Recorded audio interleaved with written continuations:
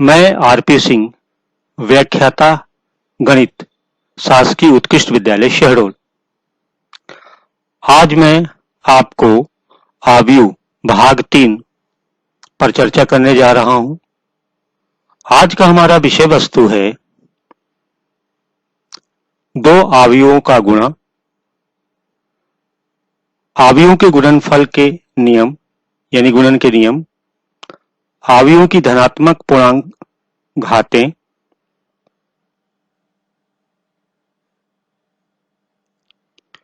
किसी आव्यूह का परिवर्त, परिवर्त पर कुछ प्रमेय, कुछ विशेष आव्यूह, व्युत्क्रमणीय आव्यूह और कुछ उदाहरण के प्रश्न।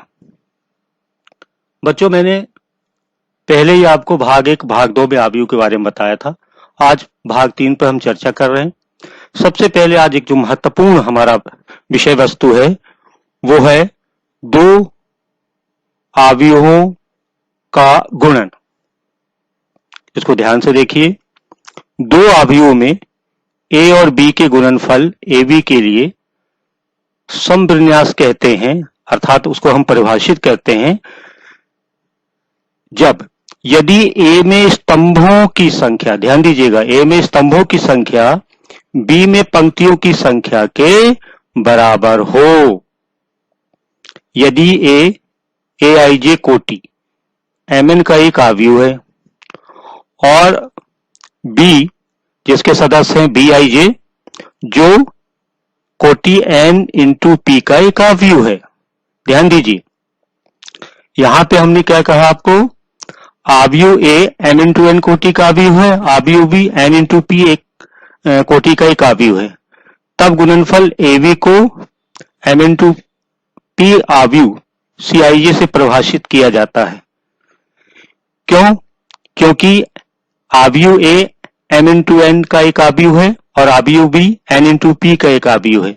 नियम क्या है? पहले आव्यूह के स्तंभों की संख्या यानी पहले आव्यूह के स्तंभ की संख्या n और आव्यूह बी के पंक्तियों की संख्या n, ये दोनों समान है। देखिए समान है nn, तो बचा क्या, m और p। तो जो इनका गुणनफल ए बी आएगा, ए बी गुणनफल ए बी, उसकी कोटि क्या होगी, m इंटू पी होगी। मान लो उसको हम c से प्रकट करते हैं, उसके अवयव CIJ से परिभाषित किया जाता है। एक उदाहरण हम लेते हैं, इसको और ज्यादा स्पष्ट हो जाएगा। यहां देखिए, ए एक आव्यूह है जिसके सदस्य आपको दिख रहे हैं। इसकी कोटि जो है वो 2 पंक्ति और 2 स्तंभ है, 2 इंटू 2, ठीक है। आव्यूह बी देखिए, इसमें 2 पंक्ति है, पहली पंक्ति दूसरी पंक्ति और 1 स्तंभ है, तो 2 गुणित 1। अब दोनों की कोटि आपको नजर आ रही है। तो यहां देखिए, नियम से, परिभाषा से आव्यूह ए का स्तंभ 2 है और आव्यूह बी की पंक्ति 2 है, समान है, तो ये गुणा हो सकता है। यहां ए की कोटि 2 गुणित 2 और बी की कोटि 2 गुणित 1 है, अतः ए भी परिभाषित है। अब बचा क्या, इसमें आपका 2 बचा, इसमें 1 बचा, तो ए बी परिभाषित है जिसकी कोटि 2 गुणित 1 होगी। इसको ध्यान दीजिए। अब एक उदाहरण लेते हैं, ए बी का गुणा करते हैं। ए आव्यूह लिया और आव्यूह बी का गुणा किया। अब इसको जरा ध्यान से समझिए कि गुणा होता कैसे है। इसमें हम आपको बताते हैं कि गुणा होता है कि सबसे पहले ए बी का पहली पंक्ति हम लेते हैं, ए का पहली पंक्ति और बी का पहला स्तंभ, इनके संगत अवयवों को गुणा करते हैं। किनको गुणा करते हैं? संगत अवयवों को। देखिए, 0 का 1 से गुणा होगा और 1 का 2 से, ये संगत अवयव होते हैं और ये आपका गुणनफल हो गया 0 गुणित 1 धन 1 गुणित 2। अब पहली पंक्ति का पहले स्तंभ से गुणा हो गया, अब स्तंभ नहीं है तो पहली पंक्ति समाप्त हो गई। अब हम क्या लेते हैं, दूसरी पंक्ति का करते हैं। दूसरी पंक्ति यहां देखिए 1 और 2 है। अब हम क्या करते हैं, दूसरी पंक्ति का, जैसे हमने पहले प्रक्रिया किया था, आव्यूह बी के पहले स्तंभ से गुणा करते हैं संगत अवयवों से। तो 1 का गुणा 1 से होगा, ये देखिए, और प्लस 2 का गुणा 2 से होगा, प्लस 2 गुणित 2। अब इसका मान निकालिए, तो ये गुणनफल होके 2 आएगा और ये गुणनफल का योग होकर के 5 आएगा। तो ये आपका उत्तर हो गया। चलिए हम इसके बाद थोड़ा सा आगे बढ़ते हैं। अब अवयवों के गुणन के नियम क्या हैं इसको ध्यान से देखिए। यहां पर अवयवों के गुणनफल के नियम में सबसे पहला नियम जो है बच्चों उसको देखिए, साहचर्य नियम। यदि अवयव ए बी और सी इस प्रकार के हों कि परिभाषा के अनुसार ए बी का गुणा हो सकता है, बी सी का अगर गुणा हो सकता है, तब यहां साहचर्य नियम में क्या होगा, ए इंटू बी सी बराबर होगा साहचर्य नियम से ए बी इंटू सी के। ये पहले भी साहचर्य नियम का अध्ययन आप कर चुके हैं। इसके बाद आता है वितरण नियम, डिस्ट्रीब्यूशन लॉ। वितरण नियम में आप देखिए जरा यहां पे, यदि ए बी सी संबंध संक्रियाओं के लिए समविन्यासित हैं। समविन्यासित का मतलब होता है परिभाषित हैं, यानी ए का गुणा बी से, बी का गुणा सी से हो सकता है, तब यहां वितरण नियम लगेगा। और वितरण नियम में क्या है आप ध्यान से देखिए, ए इंटू बी प्लस सी ये बराबर होगा, ये वितरित हो जाएगा, ए का गुणा अंदर हो जाएगा ए बी और यहां प्लस ए सी हो जाएगा, इसके बराबर होता है। इसको वितरण नियम कहते हैं। या इस प्रकार से भी हम ले सकते हैं, बी प्लस सी का ए से गुणा करें तो ये बी इंटू ए आएगा, क्रम नहीं बदलेगा, और प्लस सी इंटू ए आएगा, इसको हम वितरण नियम कहते हैं। अवयवों के गुणनफल का क्रम विनिमय नियम समानतः सत्य नहीं होता। इसका मतलब होता है कि यदि ए और बी का गुणा करें तो ए बी आएगा, और बी और ए का गुणा करें तो बी ए आएगा। तो ये ए बी बराबर भी होता है बी ए कभी, और कभी ए बी बराबर नहीं होता बी ए। तो इसलिए हमने कहते हैं कि अवयवों के गुणनफल का क्रम विनिमय नियम सामान्यतः सत्य नहीं होता। अब आगे बढ़ते हैं। अवयवों की धनात्मक पूर्णांक घातें, अवयवों की धनात्मक पूर्णांकीय घातें, positive integral power of matrices. यदि एक कोई अवयव है तब गुणनफल a इंटू ए केवल तभी परिभाषित हो सकता है जब a वर्ग अवयव हो, यानी a अगर वर्ग अवयव है तो उनका आपस में गुणा हो सकता है। a गुणित a को हम a स्क्वायर से लिखते हैं। अब साहचर्य नियम लगा दें तो a स्क्वायर भी a का गुणा करें, a स्क्वायर मतलब आपका क्या हुआ, a स्क्वायर मतलब a इंटू ए हो जाएगा, इस प्रकार हो जाएगा। तो इस a को बाहर कर दें तो बचा क्या कोष्ठक में, ए स्क्वायर, यानी ए इंटू ए स्क्वायर, इसे ए क्यू से भी लिखते हैं। इस प्रकार अगर एक वर्ग अवयव है तो अगर हम ए का गुणा इस प्रकार एम गुणनखंड तक करें तो क्या मिलेगा, ए टू दी पावर एम से प्रकट किया जाएगा। समझ में आया। इसी प्रकार आगे बढ़े हम। इसी प्रकार हम देखते हैं कि अगर तत्समक अवयव ए, थोड़ा हाईलाइट कर, तत्समक अवयव ए किसी भी कोटि का तत्समक अवयव हो, मतलब 2 गुणित 2, 3 गुणित 3, 4 गुणित 4, तो हम क्या करते हैं, इसके लिए भी वो नियम आता है कि आई का गुणा आई स्क्वायर आई के बराबर होगा। अगर हम उसको 3 बार गुणा करें तो आई क्यू आई के ही बराबर होगा, 4 बार गुणा करें तो आई ही होगा। इस प्रकार देखते हैं कि i square i cube i four सब बराबर है, यानी आई टू पावर एम के ये बराबर ही मान आएंगे। अब हम कुछ उदाहरण आपको बताते हैं गुणा करने का, जो आपने ऊपर देखा था। अवयवों के गुणनफल के कुछ उदाहरण लेते हैं। सबसे पहले हम उदाहरण 1 की बात करते हैं। आप देखिए ध्यान से, यहाँ पे एक अवयव ए है जिसके अवयव आपको दिख रहे हैं, अवयव बी है उसके अवयव दिख रहे हैं। इसकी जरा कोटि देखें हम। इसमें हम देखते हैं कि 1 2 पंक्ति है, तो हमने लिख दिया 2 पंक्ति गुणित कितने स्तंभ हैं गिने, 1 2 स्तंभ, 2 गुणित 2। इस प्रकार बी अवयव देखते हैं तो इसमें पंक्ति है 1 2, तो ये पंक्ति की संख्या 2 इंटू स्तंभ देखें 1 और 2, तो 2 गुणित 2। दोनों की कोटि आप देख रहे हैं।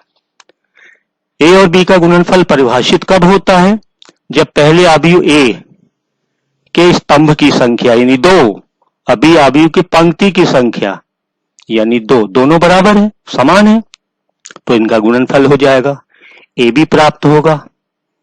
और हम बी ए भी कर सकते हैं क्योंकि उसमें भी ये नियम लग जाएगा। तो यहां हमको ये बताना है इस प्रश्न में कि आप प्रश्न में हमें क्या दर्शाना है, तो दर्शाना है कि ए बी और बी ए बराबर। ठीक है, तो यहां हम सबसे पहले दोनों अवयवों का गुणा करेंगे। ध्यान से देखिए, यहाँ पे दोनों अवयवों का हम गुणा करते हैं। तो सबसे पहले a इंटू बी, तो हमने a अवयव लिया और b अवयव लिया। दोनों परिभाषित हैं क्योंकि a के स्तंभों की संख्या और b के पंक्तियों की संख्या बराबर है, तो इसका हम गुणा करेंगे। अब जैसे गुणा का हमने ऊपर बताया था तरीका, उस तरीका को जरा ध्यान से देखिए। हम क्या करते हैं, यहाँ पे ध्यान से देखिए आप। सबसे पहले a का हम पहली पंक्ति लेते हैं। क्या करते हैं, a की पहली पंक्ति लेते हैं, ठीक है। और b का जो है हम पहला स्तंभ लेते हैं, ये आपका स्तंभ। तो पहली पंक्ति और पहले स्तंभ के संगत अवयवों को गुणा करते हैं। कैसे गुणा हो, देखिए। कॉस अल्फा का कॉस बीटा में और माइनस साइन अल्फा का साइन बीटा में गुणा करके इसको जोड़ देते हैं। तो हमारे पास क्या आएगा बच्चों, देखो ध्यान से। यह आएगा कॉस अल्फा कॉस बीटा, आया देखिए। और इनका गुणा करेंगे, इनका, तो क्या आएगा, plus minus minus minus sine alpha sign beta. पहली पंक्ति का पहले स्तंभ के संगत अवयवों से गुणा कर देते हैं। अब दोबारा क्या करते हैं, इसी पहली पंक्ति का इसके दूसरे स्तंभ के संगत अवयवों से गुणा करते हैं। ध्यान से देखिए, तो मान क्या आएगा, ये मान आ जाएगा पहली पंक्ति और दूसरे अवयव को दूसरे स्तंभ का, ये संगत अवयव का गुणा करके जोड़ देते हैं। तो हमने क्या किया, पहली पंक्ति से पहला स्तंभ का गुणा और पहली पंक्ति से दूसरे स्तंभ का गुणा। यही प्रक्रिया अब हम दूसरे पंक्ति के साथ करते हैं। ये दूसरी पंक्ति देखिए, इस दूसरी पंक्ति को हम क्या करेंगे, दूसरी पंक्ति का पहले स्तंभ के संगत अवयव से गुणा करेंगे। तो हमें क्या प्राप्त होगा, ये गुणा करके हमने योग कर दिया संगत अवयवों का। अब हम क्या करते हैं, इसी दूसरी पंक्ति का दूसरे स्तंभ के संगत अवयव से गुणा करके जोड़ देते हैं, तो हमें ये मिल जाएगा। गुणा सीख लिया आपने। अब इसमें जरा ध्यान से देखिए, हमें क्या मिला, ए बी बराबर, ये देखिए cos alpha cos beta minus sine alpha sign beta, ये एक सूत्र है, इसको हम कॉस अल्फा प्लस बीटा लिख दिया। ये भी एक सूत्र है, माइनस कॉमन निकाल लीजिए तो जो बचेगा वो साइन अल्फा प्लस बीटा के बराबर होगा माइनस साइन के साथ। ये सूत्र sine alpha cos beta plus cos alpha sign beta, ये आप जानते हैं साइन अल्फा प्लस बीटा है। और यहां देखिए cos alpha cos beta minus sine alpha sign beta पढ़े तो ये कॉस अल्फा प्लस बीटा है। तो a इंटू बी का ये गुणा हो गया, इसको हमने नंबर 1 डाल दिया। ठीक है, अब हम इसको उल्टे क्रम में गुणा करते हैं, यानी b इंटू ए करते हैं।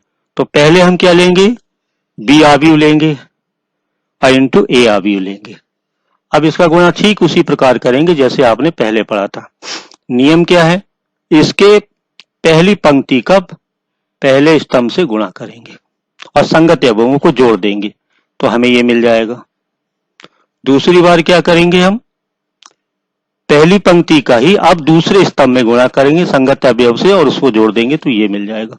इसको मैं थोड़ा हाईलाइट कर देता हूं, ये मिल जाएगा। ठीक है बच्चों, अब यही प्रक्रिया हम दूसरी पंक्ति के साथ करते हैं। ये दूसरी पंक्ति का ले लिया और इसका पहला स्तंभ लेंगे और संगत अवयव को गुणा करके जोड़ देंगे, तो ये मिल जाएगा। अगली बार इस दूसरी पंक्ति का हम दूसरे स्तंभ के संगत अवयव से गुणा करके योग कर देंगे, तो ये मिल जाएगा। अब इसको थोड़ा आगे हल करते हैं, तो बी ए बराबर क्या होगा, देखिए इसको हल करिए। तो ये कॉस बीटा कॉस अल्फा को इस तरह से हम इसको लिख सकते हैं, इस तरह से, और इस अभी ऊपर वाले अवयव को इस तरह से लिख सकते हैं माइनस कॉमन लेके। दूसरी पंक्ति को ये लिखा हमने पूरा, अब ये कि सूत्र के रूप में हमें दिख रहा है। तो बी ए बराबर क्या हो गया, वो पूरा सूत्र हो गया, ये हो गया साइन अल्फा प्लस बीटा, ये माइनस कॉमन ले लिए तो minus sine alpha plus beta. दूसरी पंक्ति को देखें तो ये साइन अल्फा प्लस बीटा और ये कॉस अल्फा प्लस बीटा। इस प्रकार हम देखते हैं कि हमें ये दूसरा समीकरण प्राप्त हो गया। दोनों की अगर हम तुलना करें 1 और 2 से, तो इस सवाल के अंदर हम 1 और 2 से ये देख सकते हैं, 1 और 2 से कि ए बी और बी ए का मान बराबर है, तो ये सिद्ध हो गया। गुणा आपने देखा बच्चों, अब हम आगे बढ़ते हैं, एक और उदाहरण लेते हैं और इसमें आपको बताते हैं। यहां देखिए उदाहरण 2 में एक आव्यूह है, उसका मान ये बी आव्यूह है, ये सी आव्यूह, सबका आप क्या देखें, कोटि देखें। अब आपको क्या करना है, ए इंटू बी प्लस सी बराबर ए बी प्लस ए सी को सिद्ध करना है। तो आप जरा प्रश्न पर ध्यान दीजिए, ए में बी प्लस सी का गुणा करना, तो सबसे पहले हम बी प्लस सी निकालते हैं। तो ये हमने क्या किया, बी आव्यूह लिया, जोड़ दिया, हमने किसमें जोड़ दिया, बी आव्यूह लिया, इसमें जोड़ दिया हमने सी आव्यूह, संगत अवयव जुड़ जाएंगे, ये एक बी प्लस सी आ गया। तो इस तरह से बी प्लस सी का मान आपको मिल रहा है, बी प्लस सी आव्यूह का मान मिल गया। अब हमको क्या करना है, ए में बी प्लस सी आव्यूह को गुणा करना है। तो यहां देखिए ए में गुणा करना है बी प्लस सी का, तो हम यहाँ क्या करते हैं, सीधे सीधे ए आव्यूह लिया और बी प्लस सी का गुणा कर दिया। गुणे का नियम से आपने देख लिया, तो हमारे पास जो अवयव आ रहे हैं उसको ध्यान से करिए, ये हमारे अवयव आएंगे, ये आएंगे, ये आएगा, ये आएगा, ये आएगा। इसको हल करिए तो ए इंटू बी प्लस सी के ये मान हो गए। तो ये हमें क्या मिला, ए इंटू बी प्लस सी को हमने ये मान आ गया और इसको हमने पहला समीकरण दे दिया। इस प्रकार आगे बढ़ते हैं। अब राइट हैंड साइड में जो हमारे पास है वो ए बी प्लस ए सी करना है। तो सबसे पहले ए इंटू बी का हम गुणा करते हैं, ए बी पहले कर लें, तो ये आपका ए बी है। तो इसमें भी कुछ नहीं करना आपको, ए आव्यूह में बी आव्यूह को गुणा करिए, संगत अवयव गुणा कर जाएंगे, इस प्रकार ये मिलेगा और इसको हल करेंगे तो ए बी का ये मान आ गया, इसको हल कर लीजिएगा। इस प्रकार ए इंटू सी करना, तो ए आव्यूह इंटू सी आव्यूह, देखिए ये भी परिभाषित है, ये गुणनफल ऐसे आएगा, इसको गुणा करके देखिए ध्यान से। इस प्रकार हमारे पास ए सी का मान आ गया। अब हमें क्या करना है, ए बी और ए सी को योग करना है, तो ए बी आव्यूह और ए सी आव्यूह का योग ये मिल गया। तो इस प्रकार ए बी प्लस ए सी का मान हमारे पास ये समीकरण 2 से ये आ गया। अब समीकरण 1 जो आपने किया, 2 की तुलना करें, तो जो आप देखते हैं दोनों की तुलना करके 1 और 2 से, तो हमारे पास क्या मिलता है बताइए, 1 और 2 से ए इंटू बी प्लस सी आव्यूह बराबर ए बी प्लस ए सी, ये दोनों मान दोनों में यही आता है। तो ये हमारा सवाल सिद्ध हो गया। आगे बढ़ते हैं। अब एक नई चीज हम आपको बता रहे हैं, इसको ध्यान से देखिएगा। ये है किसी आव्यूह का परिवर्त, ट्रांसपोज ऑफ ए मैट्रिक्स, किसी आव्यूह का परिवर्त। इसकी परिभाषा ध्यान देंगे, बहुत ही सिंपल है, इसको ध्यान से पढ़ें और समझें। किसी आव्यूह ए की पंक्तियों को स्तंभों में तथा स्तंभों को पंक्तियों में परिवर्तित कर दिया जाए तो इस प्रकार प्राप्त आव्यूह को आव्यूह ए का परिवर्त या ट्रांसपोज कहते हैं। इस परिवर्त आव्यूह को ए डैश या ए टू द पावर टी से प्रकट करते हैं। कुल मिला के परिभाषा ये है कि किसी आव्यूह के पंक्तियों को स्तंभों में, स्तंभों को पंक्तियों में बदल दें तो उसे परिवर्त आव्यूह कहते हैं। उदाहरण देख लें जरा, यहाँ दिखा हुआ है, जैसे ए आपने देखा, इसके अवयव देख लीजिए, यहाँ पे ध्यान से अवयव देखिए, ये अवयव दिख रहे हैं आपके। परिवर्त में क्या होगा, जो पहली पंक्ति है पहला स्तंभ बन जाएगा, जो दूसरी पंक्ति है वो दूसरा स्तंभ बन जाएगा, और जो तीसरी पंक्ति तीसरा स्तंभ बन गया। तो ये ए से ए डैश बन गया, यानी ए का परिवर्त। इसमें कोटि आपकी वही है, दिख रहा है इसमें, ठीक है। अब एक और उदाहरण लिख के आप ही बनाइए। यदि ए बराबर ये दिख रहा है आपको, इसमें 2 पंक्ति और 3 स्तंभ है, 2 इंटू 3 है, तो इसका परिवर्त करेंगे तो क्या होगा बताइए, पहली पंक्ति पहले स्तंभ में चला गया, दूसरी पंक्ति दूसरे स्तंभ में चला गया। अब इसकी कोटि देखें तो 1 2 3 पंक्ति और 2 स्तंभ, 3 इंटू 2 हो गया, यानी 2 इंटू 3 से 3 इंटू 2 हो गया। तो कुल मिलाकर के पंक्तियों को स्तंभों में बदलना है और स्तंभों को पंक्तियों में। इस प्रकार हम ये कह सकते हैं, संक्षेप में देखा जाए इसे, तो अगर ए आव्यूह ए आई जे एम इंटू एन कोटि का है तो उसका परिवर्त एन इंटू एम कोटि का ए आई जे डैश बन जाता है, ठीक है। इसका मतलब ये हुआ कि अगर कोई अवयव, जैसे यहां देखिए, जहां हम अगर ये देखें कि ए आई जे यानी आईवी पंक्ति जेबे स्तंभ के अवयव का अगर हम परिवर्त लेते हैं तो हमें क्या प्राप्त होता है, पंक्ति स्तंभ में, स्तंभ पंक्ति में चले जाती है, तो हमें ए जे आई ए अवयव प्राप्त होगा। तो ये व्यापक रूप में इसको हम समझ सकते हैं। अब आते हैं परिवर्त पर कुछ प्रमेय देख लेते हैं हम। ध्यान से देखिए, यहां पे हम बता रहे हैं पहला परिवर्त पे प्रमेय, कुछ प्रमेय है। पहला प्रमेय है, यदि कोई आव्यूह है ए तो उसका परिवर्त क्या होगा, ए डैश का डैश। परिवर्त का परिवर्त समझ लीजिए, परिवर्त का परिवर्त कितना होगा, ए होगा। प्रमेय 2 देखिए, दो आव्यूह के योग का परिवर्त, दो आव्यूह के योग का परिवर्त उनके परिवर्तों के योग के बराबर होता है। अर्थात क्या हुआ, ए प्लस बी का परिवर्त ए परिवर्त प्लस बी परिवर्त होगा। दो प्रमेय हो गए, नियम है ये। अब आगे हम बढ़ते हैं तीसरे की ओर। तो प्रमेय 3 क्या कहता है, दो आव्यूह ए और बी के गुणनफल ए बी का परिवर्त उल्टे क्रम में उनके परिवर्तों के गुणनफल के बराबर होता है। इसका मतलब क्या हुआ, ए इंटू बी का परिवर्त बी परिवर्त इंटू ए परिवर्त होगा। तो ये 3 नियम है परिवर्त के, इसको आप ध्यान से पढ़िएगा। अब आते हैं कुछ विशेष आव्यूह, ये आपको जानना बहुत जरूरी है। कुछ विशेष आव्यूह में सबसे पहला है सममित आव्यूह, सिमेट्रिकल मैट्रिक्स। परिभाषा पर ध्यान दें, एक वर्ग आव्यूह ए का सममित कहलाता है, एक वर्ग आव्यूह ए सममित कहलाता है यदि आव्यूह ए का परिवर्त ए के बराबर हो, यानी ए का परिवर्त करें फिर ए आ जाए, तो ऐसे आव्यूह को हम क्या कहते हैं, सममित आव्यूह कहते हैं। यहां जरूरी है कि ए एक वर्ग आव्यूह हो। तो कुछ उदाहरण नीचे आप देख लीजिए, ये कुछ उदाहरण, इसको ध्यान से दीजिएगा, देखिएगा। ये सारे जो हैं सममित आव्यूह के कुछ उदाहरण हैं, नीचे दिए गए। एक ये है, एक ये है, एक ये है और एक ये है, तो ध्यान से देखिएगा। अब दूसरा आता है विषम सममित आव्यूह, स्क्यू सिमेट्रिक मैट्रिक्स। परिभाषा फिर ध्यान से देखिए, एक वर्ग आव्यूह ए विषम सममित कहलाता है यदि ए का परिवर्त ए के आव्यूह के ऋणात्मक मान के बराबर हो, यानी ए डैश बराबर माइनस है, तब हम ए को विषम सममित आव्यूह कहते हैं। अब यहां पे देख लीजिए, अतः एक विषम सममित आव्यूह के विकर्ण आव्यूह शून्य होता है। ये उदाहरण कुछ है, इनको आप ध्यान से देखिए। अब इसी पर कुछ प्रमेय आपको जानना सवाल करने के लिए, तो प्रमेय देख लीजिए। पहले प्रमेय 1 देखिए, प्रमेय 1 क्या है पढ़ लीजिए ध्यान से। वास्तविक अवयवों वाले किसी वर्ग आव्यूह ए के लिए ए प्लस ए डैश एक सममित आव्यूह होता है, याद कर लीजिए, और ए माइनस ए डैश एक विषम सममित आव्यूह होता है। ये नियम 1 है। प्रमेय 2 देखिए, किसी वर्ग आव्यूह को एक सममित तथा एक विषम सममित आव्यूह के योगफल के रूप में व्यक्त किया जाता है। ये बहुत महत्वपूर्ण है। तो सममित के लिए तो आप जानते हैं ए प्लस ए डैश, अब और विषम सममित के लिए ए माइनस ए डैश। तो कैसे व्यक्त किया जाता है, इसका एक सूत्र आप याद कर लीजिए। इस सूत्र को आप ध्यान से देखिए, ये देखिए सूत्र मैं इसको बना देता हूं, ये सूत्र है आपका। यानी ए बराबर आप लिख सकते हैं 1/2 ए प्लस ए डैश प्लस 1/2 ए माइनस ए डैश। इसको हल करेंगे तो यही आएगा, लेकिन यहाँ पे क्या है, ये सममित है और ये विषम सममित, और इसके योग के रूप में लिखने का ये नियम या सूत्र है।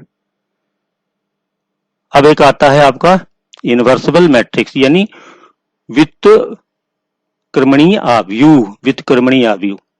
इसको ध्यान से देखिए, माना ए कोटि एन का एक वर्ग आव्यूह है, एन कोटि का एक वर्ग आव्यूह।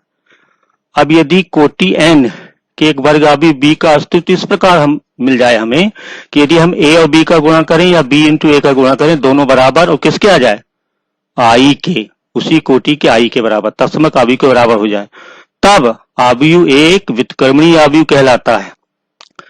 ठीक है, तथा आव्यूह बी को ए का प्रतिलोम या व्युत्क्रम कहते हैं, क्योंकि उनके गुणा करने से आई बन गया, और इसे हम ए इनवर्स से प्रदर्शित या निरूपित करते हैं। ठीक है, ए का प्रतिलोम ए इनवर्स से। अब इसमें मैं आपको नियम कुछ परिभाषाएं देख लीजिए। प्रमेय 1 है, एक वर्ग आव्यूह का व्युत्क्रम अद्वितीय होता है, मतलब हर एक वर्ग आव्यूह का व्युत्क्रम होता है। प्रमेय 2, यदि ए और बी एक ही कोटि के दो व्युत्क्रमणीय आव्यूह हों तो यह सूत्र लगता है ए इंटू बी का inverse B inverse into A inverse के बराबर होता है, उल्टे क्रम में। अब प्रमेय 3 देखिए जरा ध्यान से, यदि ए एक व्युत्क्रमणीय आव्यूह है तो ए इनवर्स का इनवर्स यानी व्युत्क्रम का व्युत्क्रम फिर से ए आ जाता है। ये 3 नियम है, इसको आप ध्यान से जरूर पढ़िएगा, बार बार पढ़िएगा, आपको समझ में आ जाएगा। अब देखिए मैं आपको कुछ उदाहरण बता रहा हूं, इनको जरूर करिएगा, महत्वपूर्ण है इसको समझने के लिए। यदि ए का अवयव है, बी ए का अवयव है, दिख रहा है आपको। अब यहां द्वारा ध्यान से देखिए कि ए बी की कोटि क्या है, 2 पंक्ति 2 स्तंभ, तो ये हो जाएगा 2 इंटू 2। बी को देखिए 2 पंक्ति और 2 स्तंभ, तो 2 इंटू 2 हो गया।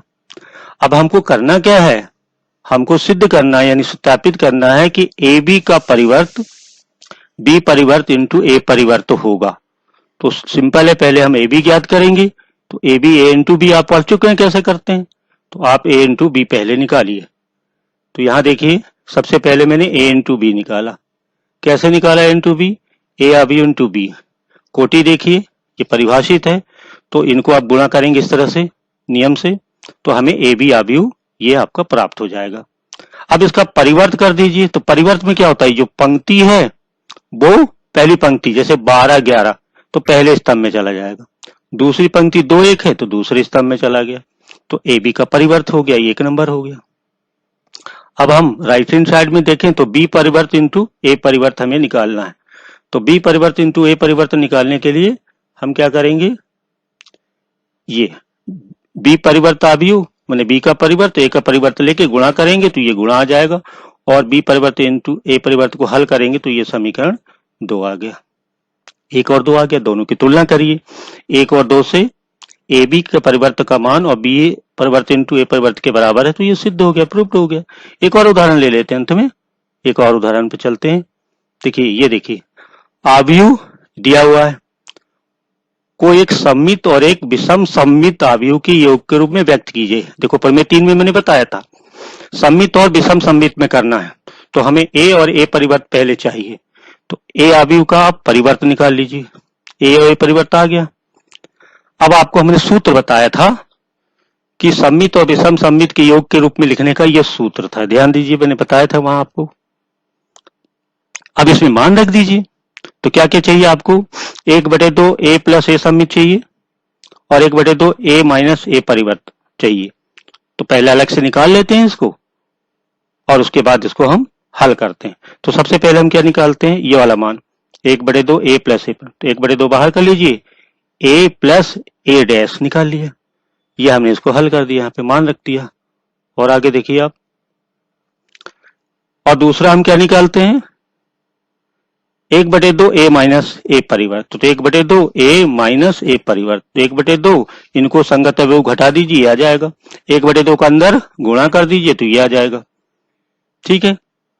और ऊपर मान को 1 में हम रख दें, 1 में हम रख दें तो हमें 1 में क्या आएगा, देखिए ध्यान से, ये आपका आ जाएगा, ये बराबर 1/2 ए प्लस ए डैश प्लस 1/2 ए माइनस ए डैश। तो इसमें हमने क्या किया, इस अवयव को सम्मित और विषम सम्मित के योग के रूप में लिख दिया। इस प्रकार बच्चों आज का ये वीडियो यहीं हम समाप्त करते हैं। हमने आपको पहले ही भाग 1, भाग 2 और आज भाग 3 बताया। इस प्रकार अध्याय 3 का अवयव समाप्त होता है। इस वीडियो को बार बार देखें और उनके संगत प्रश्नों को करें। मैं इसके बाद कुछ महत्वपूर्ण प्रश्न आपकी तरफ भेजूंगा, उनको आप करने का प्रयास करिएगा और जो भी दिक्कत होगी हमसे संपर्क करिएगा। आने वाले वीडियो में अगले अध्याय को हम शुरू करेंगे। आप पढ़िए। धन्यवाद।